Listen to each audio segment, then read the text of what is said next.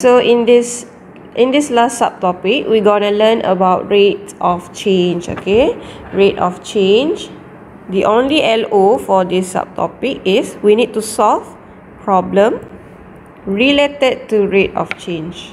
Dan dia akan restrict to geometrical changes seperti volume, area ataupun perimeter. Okay, so kita terus kepada definisi rate of change. Rate of change, apakah maksud dia dalam bahasa Melayunya? Apa yang awak faham dengan rate of change? Rate of change ialah kadar, okey? Kadar perubahan. Bila ada perkataan kadar ataupun rate, ini bermaksud dia akan melibatkan masa. Okey? Contoh dia kata berapa banyak perubahan yang berlaku kepada bentuk itu dalam masa 1 saat. Dia akan sebut dalam masa berapa-berapa. So ini adalah rate yang awak kena faham. Dia adalah mengenai kadar, dan untuk awak kenal pasti dia, tips dia ialah kita akan perkan dia dengan time. Okey, sebab dia adalah mengenai kadar per dt. Kita punya derivatif nanti. Ataupun awak boleh tengok berdasarkan unit. Okey, unit SI kita akan guna S -1 sebab kita adalah per dengan masa, per dengan masa. Okay, so dy dx is called the rate of change of y with respect to x. It shows how changes in y are related to changes in x. Maksudnya dia tengok berapa banyak y berubah dalam satu kadar x berubah. For example, if dy dx is equal to 3, then y is increasing 3 times as fast as x. Okay, so kalau kita ada dy dx kita sama dengan 3, dia bermaksud y sedang berubah 3 kali lebih laju daripada dalam masa x yang diberi.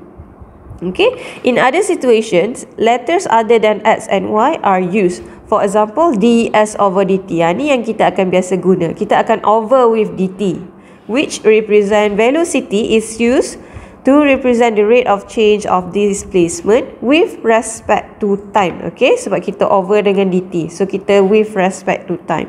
Rate of change can be positive or negative. Okay. Okay, the rate of change, ni awak boleh fikirkan, the rate of change of volume of a balloon is negative. Okay, apa jadi kalau kita punya perubahan isi padu of a balloon adalah negatif? Apa maksud kalau dia negatif? Okay, adakah dia akan makin meningkat ataupun makin decreasing dia punya volume? Okay, so you have to think. Nanti awak fikirkan ya. Okay, let's jump into example 29. The area of a circle is increasing at the rate of 6 pi centimeter square per second. Let's see here. This is the tips here. So kita tahulah sebenarnya dia bercerita mengenai kadar sebab kita ada per second tu di belakang. Okay, kadar apa? Kadar perubahan of area. The area is increasing. Area sedang berubah pada kadar ini. Okay, itu maksud dia. Find the rate of increase of the radius. Jadi yang kita nak cari ialah rate perubahan, okay, kadar perubahan radius. When the radius is 1.5. Okay, apakah info yang dia bagi? Pertama sekali, you need to know what does the question need us to find. Okay, we need to find dr over dt. Kenapa saya kata dr over dt yang menjadi tanda soal? Sebab dia kata find the rate of increase of the radius. Bila ada perkataan rate, kita tahu dia adalah over dt, dan dia sebut kat sini perubahan radius. Jadi dia ialah dr over dt.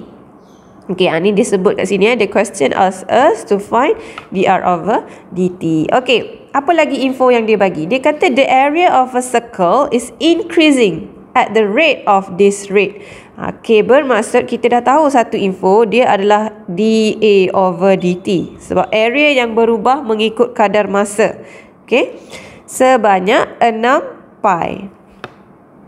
Dia berubah sebanyak 6 pi dalam masa 1 saat. Itu maksud dA over dt. And dia bagi when R is 1.5. Okay, given the value of R is given in this case.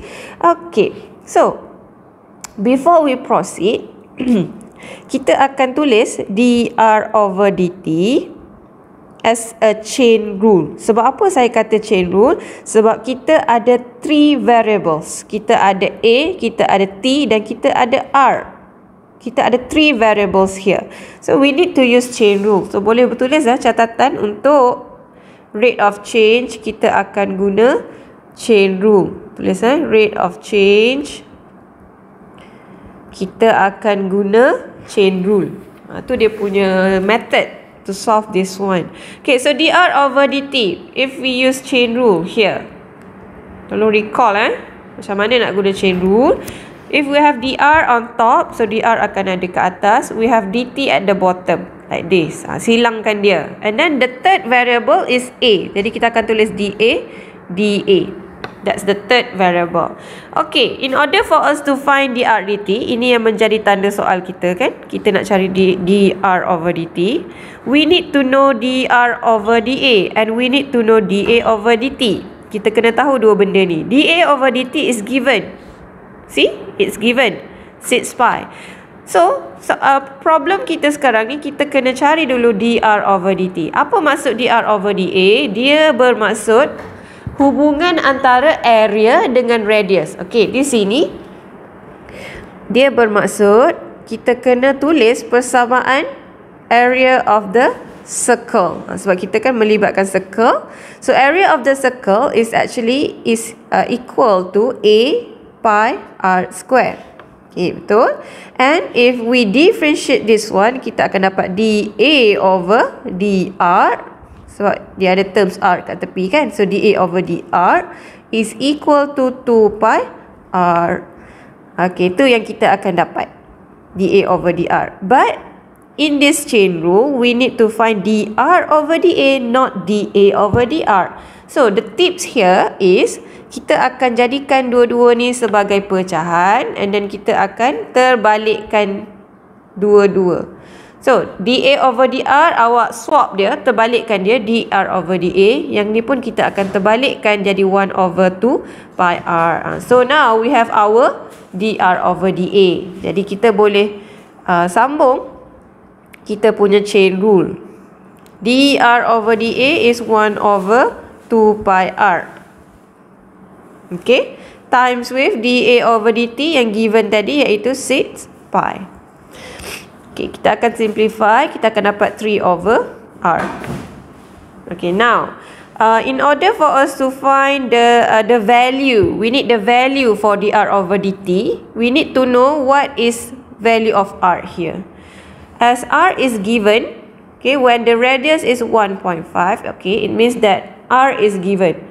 So when r is 1.5, dr over dt is equal to 3 over 1.5. So we'll get 2 centimeter per second. So this is the final answer for this one. Okay, jadi apa tips dia untuk buat soalan rate of change? Pertama sekali, you need to know what is given in the question and what is the question asked. Okay, dua benda. What is given, apa yang dia nak.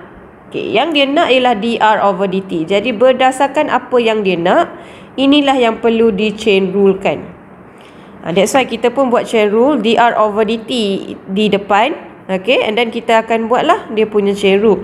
Dan kita perlu cari the third variable. Disebabkan dia melibatkan area, jadi kita perlu ada satu persamaan yang melibatkan area dan r.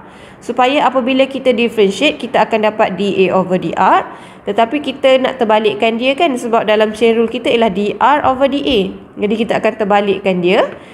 Once kita dah dapat semua, kita akan gantikan di chain rule. Okay, gantikan di chain rule dan kita dapat nilai.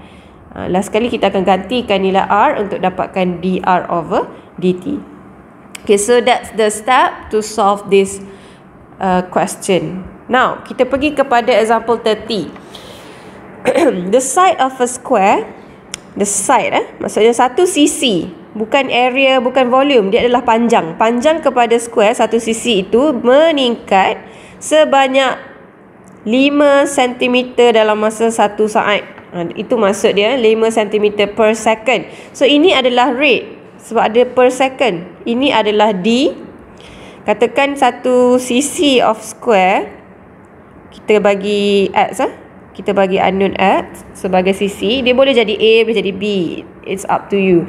So I'm going to use X here. So this one is dx over dt is equal to 5. Sebab dia meningkat sebanyak 5 dx tu. Okay, satu sisi.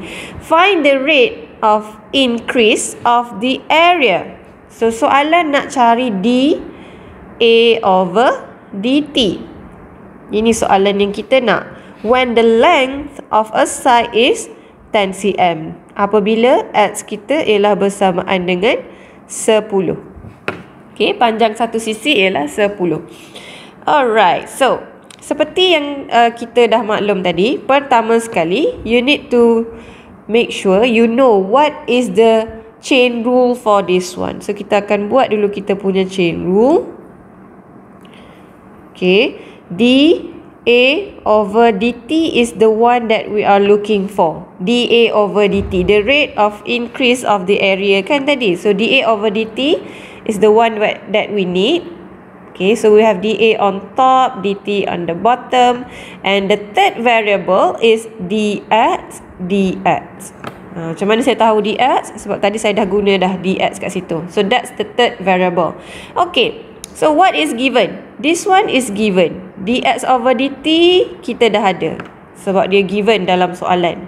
But now we don't have dA over dx. Ini masih lagi menjadi tanda soal. Bermaksud kita perlu ada satu persamaan yang melibatkan area dan melibatkan sisi. Jadi kita tahu area of a square sebenarnya adalah sisi darab sisi kan. So A is equal to x square. Bermaksud kita boleh dapatkan dA over dx apabila kita differentiate dia. So kita akan dapat 2x. Okay, so this is our dA over dx, 2x. Now kita dah dapat dA over dx, kita boleh gantikan dia ke dalam persamaan chain rule. So dA over dx ialah 2x times with dx over dt, which is given in the question 5. So we gotta have 10x. But now we need the value. Kita perlukan nilai. Bermaksud kita perlu tahu apakah nilai x kat sini. X is given in the question, which is 10. Bermaksud kita boleh sub here to get the value of dA over dt. So this is the final answer. Okay.